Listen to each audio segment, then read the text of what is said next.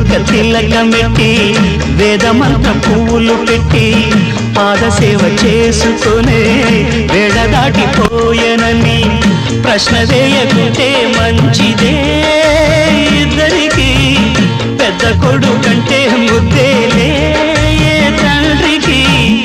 అందుకనే గుండె నీ గురు పీఠమైనది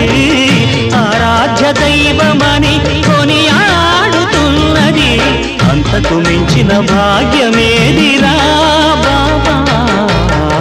లేలే బాబా నిద్దురలేవయ్యా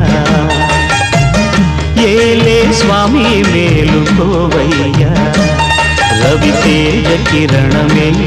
నీ శరణు కోరుతూ చరణాలను చెరగ తలుపు తీసెరా బాబా